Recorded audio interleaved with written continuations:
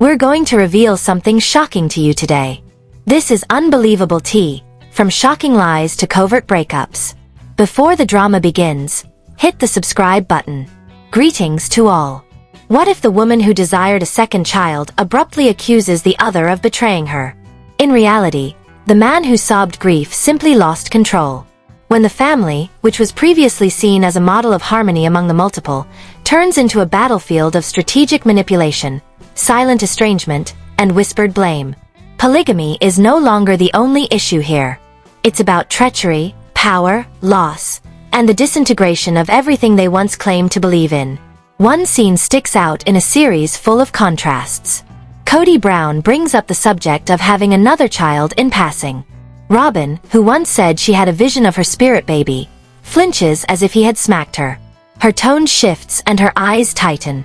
Robin grieved over her desire for a second child not too long ago. She described how she had a spiritual vision of a brown-haired boy who was still in the womb. However, as soon as Kody brings up the topic, it becomes unpleasant. It's offensive. It's underscore. That underscore is just the beginning. How dare you say it? As customers, we witnessed it firsthand. Even the idea of her own body being brought up in public discourse suddenly makes the same woman who stretched out conversations about Mary's childbearing problems tense. When Mary was being devastated by her childlessness, where was this outrage? However, this is not a story about infants. This story of Kody Brown's loss of power disguised as sadness shows that he isn't mourning a marriage. Because Christine packed away his possessions and kept the house, he is lamenting a loss of control. Because Mary walked into freedom in silence, Janelle stopped asking to see him.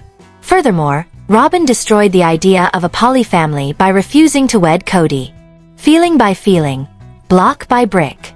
She stood wide-eyed as the building collapsed, wondering why everyone was so upset. There is more to what you are about to hear than a summary. The most emotionally intense scenes from the last season are broken down and viewed through the prism of reality rather than revisionist spin.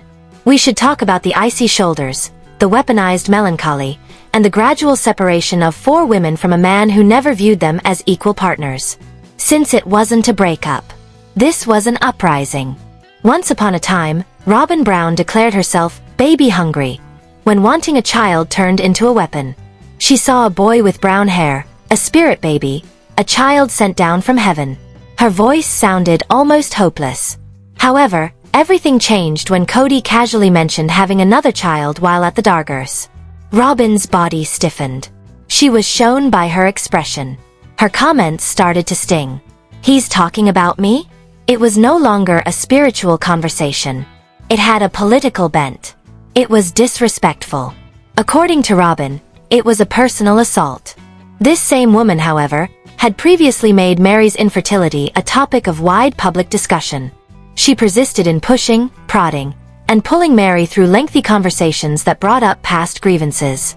Robin refused to let Mary alone after she had accepted her situation.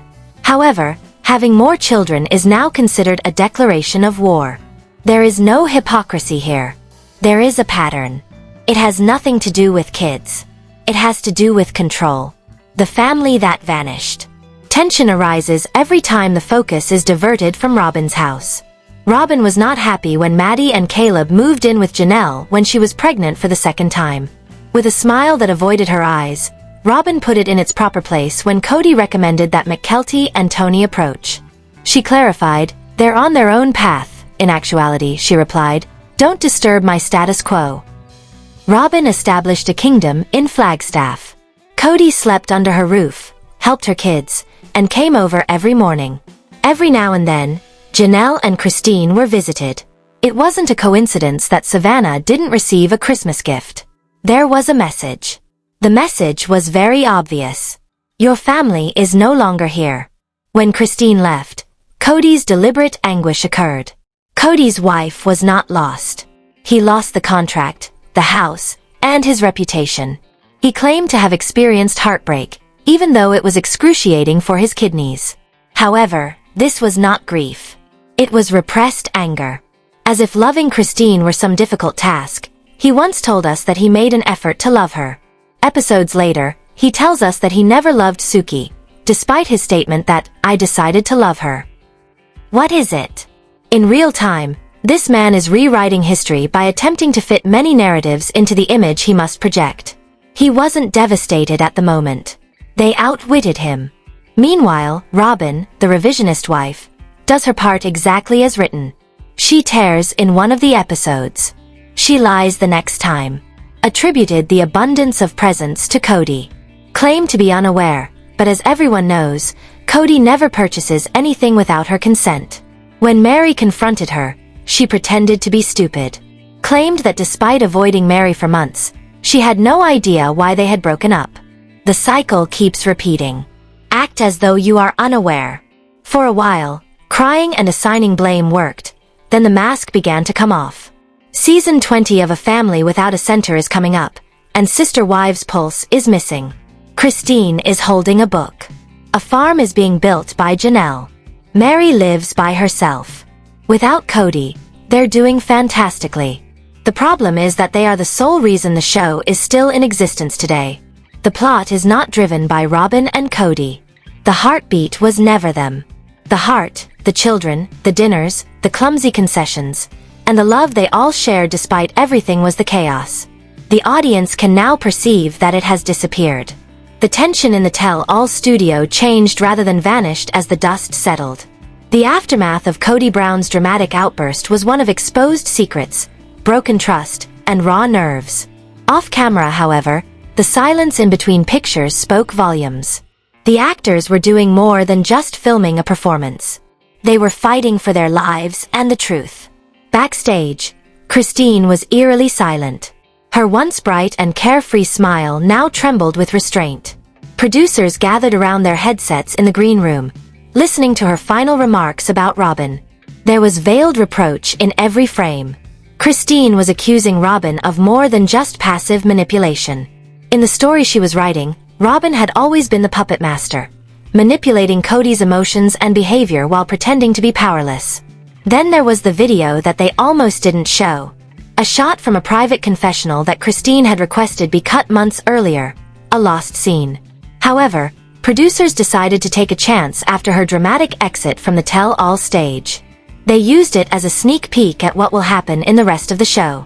Christine can be heard whispering there, her voice shaking. Robin desired to be alone. I heard the phone calls. I noticed the messages. This was no coincidence. This was planned. Janelle sat stiffly back in the studio, like though the air had turned toxic. She was holding a coffee cup that had been cold for hours, and her hand was trembling a little. Suki tried to talk, but Janelle leaned forward and said something that made everyone stop talking. After our breakup, Kody told me that he always assumed the others would go. Robin was my insurance policy, he continued. The operators of the cameras froze. The world of the room. The show abruptly stopped being about polymarriage. It was about survival, betrayal, and escape. Mary, who was seated nearby, also heard it. She didn't react with shock or rage. She answered wearily. The tired, worn out knowing that comes from being deceived too often. I was the experiment, he said. I was the one who taught him what not to do, she claimed. I ought to have departed years ago. Suddenly, the home audience witnessed a completely different family than the one that had been promoted for more than 10 years. Kody had always promised a spiritual trip, but this was not it. Under the guise of commitment, there was a gradual burn of dominance. The big shock, though, was when Robin took her place in the chair. With a puzzling lack of her usual sob, she sat down. No tissue, no tears, just icy, lifeless eyes. Robin's voice was low and controlled as Suki cautiously leaned forward and whispered, "Do you feel guilty about what went on? Being the sole wife was never something I desired. The idea was never that. However, I loved him more than they did. They give up." There was silence in the studio. Christine, watching from the rear monitor, got up and left. Mary looked aside. Janelle muttered to herself. History was altered by her.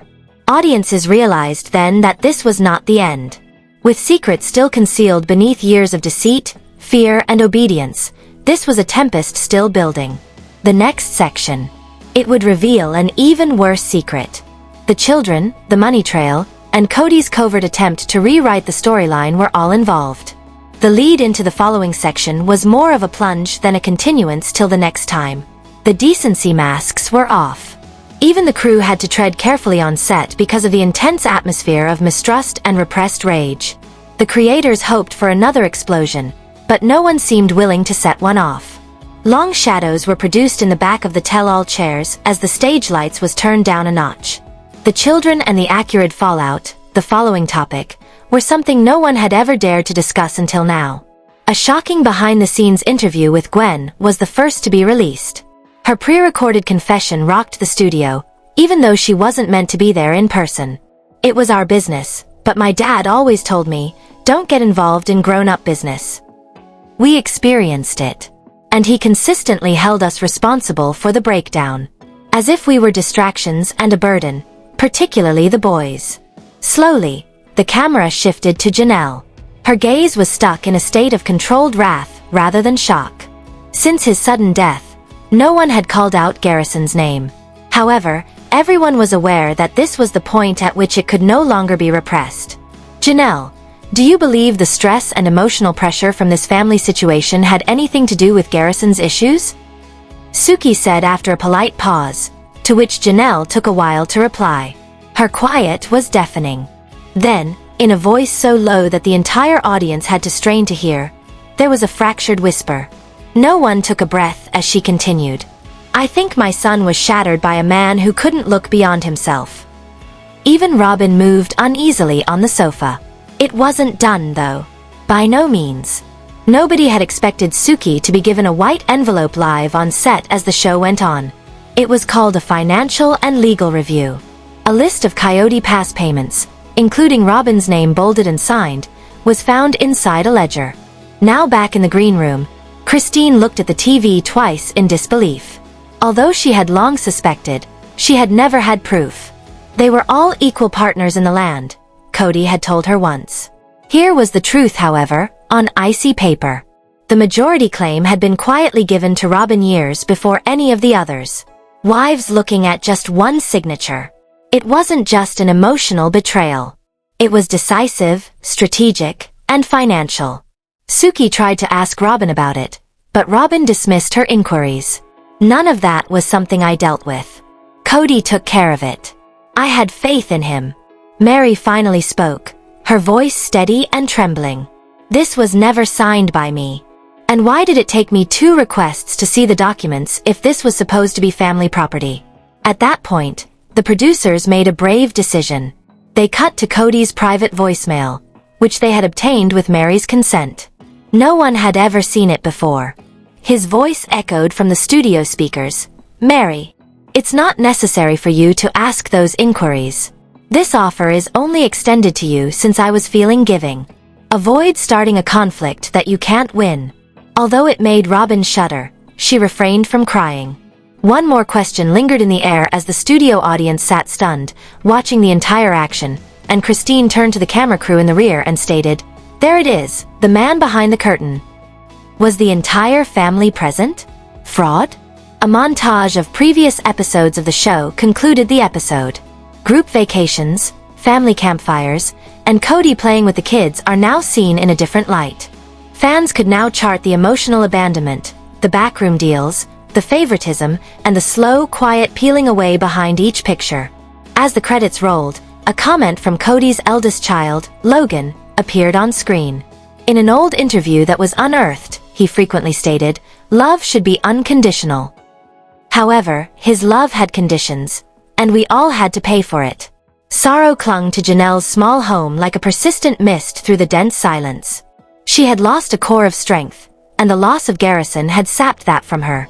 Not broken, but irrevocably altered. And while the rest of the world went on, Janelle was caught between 2 pains, fighting a storm she could no longer avoid and mourning for her kid. The most recent tension wasn't just sentimental. Money and a little bit all the way to the bone were involved. Earlier the afternoon, Christine had arrived. Today, she didn't have on her usual cheery grin or amiable repartee. She wore a solemn one today, her lips compressed and her brows wrinkled. She took a seat at the worn wooden table where many family get-togethers had taken place. Become a quiet battlefield for rage, tears, and unadulterated truth. The words, "He's not just leaving us," Christine said, nearly whispering. Janelle's jaw tensed as she said, "He's walking away from responsibility." Christine nodded and asked, "You mean the land?" "The land, the payments, everything. There is a mortgage on Robin's house. Not ours. We're the ones who are left with the bag, though, somehow." It was accurate. Before the Fishers appeared, Coyote Pass had stood for their future, a dream they all fought for, sacrificed for, and defended. Now, however, it was a bill that none of them could afford on their own, and a promise that had been broken. The ruthless and unforgiving property tax has arrived. The letter had arrived that morning, and Janelle had stared at the figure until her tears smeared it. She lacked the funds necessary to make the complete payment. They both felt it was wrong, but Christine offered to pay half of it. It was also meant to belong to him. Janelle snarled. The documents were signed by Kody. He made a commitment. However, he is now behaving as though it was entirely voluntary. Christine laughed. As though it were an idea, something we experimented with, rather than a foundation for our lives. Looking out the window, Janelle looked. Despite its harshness, the Arizona desert appeared to be a blank canvas at one point. It appeared to be a trap now, sunny but stifling, hopeful but callous. The camera panned to Robin as she spoke from her opulent, glittering home. Shaking with what she depicted as agony, she rubbed her hands together while sitting on the edge of a gentle armchair. "I just don't know why they're so mad," she replied. "Kody has exhausted all of his options. He is only one man." However, viewers were able to notice the discrepancy. Robin was stable, but Janelle and Christine were concerned about outstanding taxes. She wasn't a furniture salesperson. She wasn't worried about how she was going to make ends meet. Kody's dedication shielded and protected her. The others never seemed to be included in that anymore. Then the unexpected legal turn of events occurred. The title agency informed Christine. Kody and Janelle had previously co-owned one of the Coyote Pass properties, which was now being discreetly transferred into a trust. Robin is the secondary beneficiary of a trust. The agent was challenged by Christine. He had no right to move this land. Janelle did not do so. "What's happening?" The representative only mentioned that a request had been submitted months prior. If ownership was held jointly, no signature was required. The blood in Christine ran cold. She ran to Janelle again. "He's attempting to take it away from you." Christine walked around the room. "He's setting everything up. You can lose your stake if something goes wrong. They are removing your name." Janelle couldn't deny the notion any longer, but she didn't want to believe it. She no longer knew the father of her children, the man she had once trusted. Elderly, distant, and calculating. She spent that night reviewing old paperwork, court records, contracts, and deeds in an effort to find answers. And, more importantly, a position to stand in all of this. She sat down to write a letter to her children at the hour when darkness was just beginning to give way to light.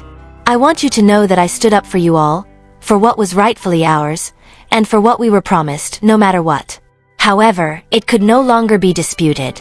Kody wasn't defending them. His defense of one wife and one family over all others was restricting." Christine spent the night. She held Janelle's hand as they sat silently on the couch. The pang of betrayal did not always materialize in shouts or slammed doors. At other instances, it arrived with court filings, silent property transfers, and the elimination of years of work constructing something substantial. Coyote Pass was a dying dream, and they were the ones getting buried under it. The pressure was boiling. Janelle stood at the precipice of Coyote Pass, her hair whirling in the dry wind, arms crossed into a tight X. Land that had once signified promise now felt cursed. Standing behind her, Savannah came forward carefully. "Mom, do you really want to do this?" Janelle didn't move. "I have to. Someone needs to draw the line." Kody was already there waiting, pacing. "Even for you, this is melodramatic." He lost his temper. She held out her phone when he noticed her. "Every purchase, text message, and broken promise are all mine." Kody's gaze grew strained. "This is war, then?" "No," said Janelle. "Clarity is this." Finally, Mary had clicked on Robin's message. It was simple language. It was never intended for you to be outside. Come talk, please, although the connotation was more nuanced than anything else. Mary was strong enough to figure it out. She didn't answer. She packed. In Utah, Christine was getting a guest room ready. Truly arched an eyebrow when she said, "If Mary really leaves, she's not living in a hotel. Do you suppose she'll visit us?" Christine gave a nod. There is nowhere else that feels like home for her. Robin sensed the walls closing in on her in Arizona. "Why am I being blamed by everyone?" she asked Kody while crying. "Unusually silent," Kody answered. "Since nobody else has lost anything but you." She was more deeply affected by their comments than by any accusation. Because deep down she knew that was true. This season, the most recent TLC promo teased a lot. Bonds were severed, truths were exposed, and a crucial choice that would put an end to everything. At last, Logan hit the send button. A group message appeared in silence. When families disintegrate, the only way to move on is through the rubble. Therefore we all need to talk. Janelle was always the sensible one, the one who wiped away her tears and made repairs while avoiding her own heartbreak. But she was unable to maintain the facade after everything. The stillness, the rejection, and the weight of losing Garrison. The ring of a teacup against the counter sounded to her like a scream during a brief period of quiet in her kitchen. Her eyes were watering with anger and sadness as she gazed out over Flagstaff's crimson dust plains. She watched as Garrison laughed, how he'd come storming through the back door, and how he'd tease her by calling her Ma. Now the home was very silent. It was empty, she saw. The refrigerator's hum even sounded accusing. Then there was Kody, the man who had vowed to be a father, a guardian, a constant, but who had turned into a ghost who only appeared when it was convenient for his self-centeredness. Janelle's hands were balled into fists. She had seen the strain of neglect cause her kid to break. Her son was gone now. Simultaneously, downtown, Kody was in Robin's too ornate living room, ending another conversation on sorrow. Instead of acknowledging Garrison's grief, Robin tried to console him under the pretext of, "Let's heal ourselves." Robin placed a hand on Kody's knee, calming him like a victim as he whispered, "I don't know what to say to her. She's angry. Always angry." Kody's eyes were empty. Janelle had no desire to soothe. She was drawn to action and truth. They recognized her name from the coffee shop where she and Christine sat, which was downtown and the kind of place where the mugs didn't match. Christine gave her a tight hug. "I also miss him," she muttered. Janelle ruined it with her eyes. "I have no idea how to survive in a world without him." They sat there for a while, but the weight of their shared sadness accompanied that silence. Sisterhood is simply a result of grieving. After a while, Christine leaned in. "Suppose we make advantage of this? What if we used the debris to construct something? Garrison would be pleased of this foundation." That utterance simply turned into a spark. When Janelle got home, she took out an old Coyote pass binder. Plans, dreams, and old doodles were scrawled inside. The camera would have shifted to her hands as she turned the pages, pausing at a sketched-out site plan with the names Janelle, Christine, and Garrison. She set it on the table, looked at it, and said, "We're not done." She grabbed her phone and called her attorney. For years, Mary vacillated between loyalty and independence while simultaneously receiving her retribution. But to whom is allegiance due? A man who had publicly humiliated her sacrifices and devotion. She spoke to her fans on a live feed from her BNB. "I am no longer in need of validation. All I need is the truth." Her remarks sparked an online outpouring of support. Supporters praised her bravery. She was questioned by others about her relationship with Robin. Mary didn't respond, but her silence was more powerful than any acknowledgement. Aurora, Robin's adolescent daughter, was looking for decorations at her house when she came across a memory box. It contained a photo of Kody with every child, including Garrison. Aurora halted as she handed the photo to Robin, who gave it a cursory look and said, "Put it away." Robin's face tensed as she said, "One, we honor him too." Despite the statement, "This family has suffered enough." Aurora, who is young and silently vigilant, placed the picture in the living room window. It sat as if in silent protest. Too quickly, too soon, a boy gone. Logan, Janelle's eldest, also called Dayton from a different residence. Time, he said. He must be aware of the reality. Dayton's tone faltered. Do you believe he's prepared? Logan paused. I believe we are. There were multiple losses.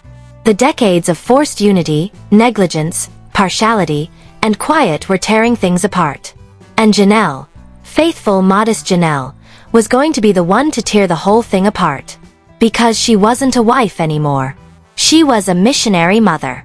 She also refused to allow the other man to control her grief any longer. The ghosts of laughter that had previously lurked in the walls of his nearly empty house followed Kody as he strolled up and down the empty corridors. Like a broken record, his mind kept repeating Janelle's final words. Even your boys were pushed away by you. Furthermore, the seriousness of his actions didn't seem intangible for the first time. It was oppressive. Christine and Truly sat quietly in her tiny apartment. Unaware of the ocean currents in her mother's emotions, the girl continued to draw. Christine had just gotten off the phone with Janelle. It had been a brief but comforting call. Janelle had muttered, "I'm proud of you, you're free now." "We both are." Those simple words had brought Christine to tears, but they were tears of freedom rather than despair. But Robin was struggling to maintain the facade of control. Aurora became increasingly aloof, and Dayton stopped returning her calls. The tension was sensed even by Solomon and Ariella. "Mom, why does Dad never smile anymore?" Solomon inquired one evening, and Robin had no response.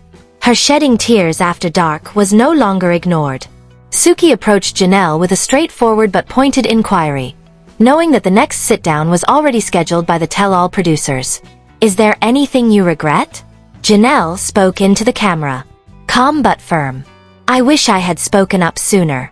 I regret giving up my tranquility to save the pride of another person." She didn't need to confront Kody. Everyone was aware. Next up came Christine. She was asked by Suki, "Would you come back if Kody asked you to?" Christine remained still. "In 1,000 lives, no way. I went out and found myself. I will not lose her once more." The people in the chairs behind the cameras shuffled uneasily. They had never before been able to catch the unfiltered candor. Kody was sitting in another room, watching the live stream of Christine's interview. He tightened his jaw. Kody shook his head as a producer next to him said, "Would you like to respond?" He snarled, "She's rewriting history." But he was wiser. She wasn't changing the past. At last, she was sharing it. Kody sat silently that night, staring at his reflection in the darkened window while Robin brewed tea in their dimly lit kitchen. "Now they despise me," he said in a whisper. Robin faced him. Once united by the idea of family, Janelle, Christine, and even Mary were forging distinct paths. "You made your decisions, and they made their decisions. Perhaps we just accept it." Not only was Kody without his women, but he was also superfluous, a broken mirror of the once dominant patriarch. It was negligence, not fate, that had caused the legacy he had tried to leave to fall apart. He had been stripped of his illusions and was no longer a mystery. With the late afternoon sun creating shadows on the floor, Robin stayed in her motionless living room. It muffled the normal murmur of family life. Rather, a stifling silence pressed against the walls. She looked at the picture frames on the mantel. Holiday smiles, happy children, and recollections of a time when everything was complete. But the smiles still seemed to make fun of her. She was no longer able to support the family she had worked so hard to keep. The silence was broken by a knock. Robin got to his feet, paused, and opened it. She was shocked to see that it was Aurora, standing alone with her arms crossed over her chest. Her eyes were puffy from the tears, but they were also jagged. She firmly told him, "We need to discuss." Tension hung thick between them as they sat at the kitchen table, unable to speak to each other. Aurora retreated as Robin grasped her daughter's hand. Aurora said, "I love you. We can't continue to act like we're okay though. You didn't want to harm Dad. I know that.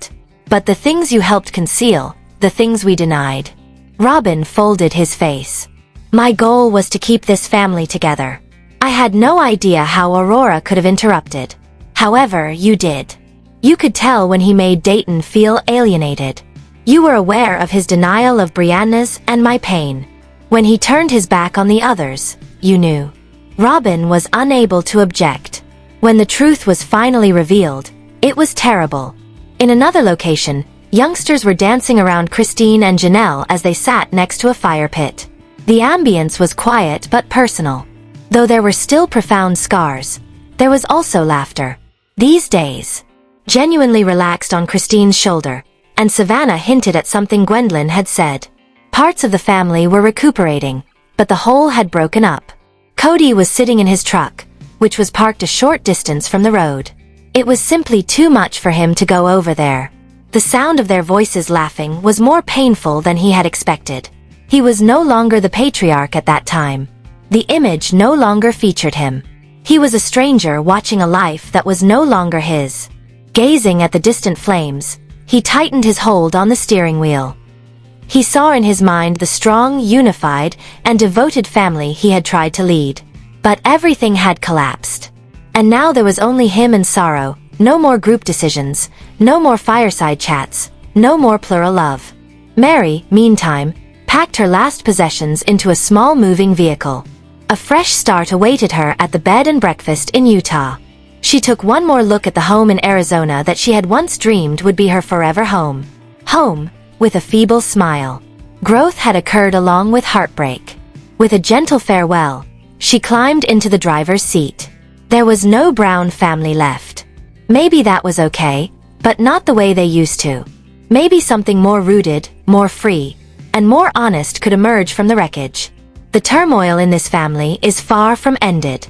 So, if you're #TeamWife, smash like. Please leave a remark below and subscribe for the next exciting update. Who do you predict to prevail? I'll see you in the next scandal, so be suspicious and inquisitive. Behind TLC, kiss mark. Sister wives are out.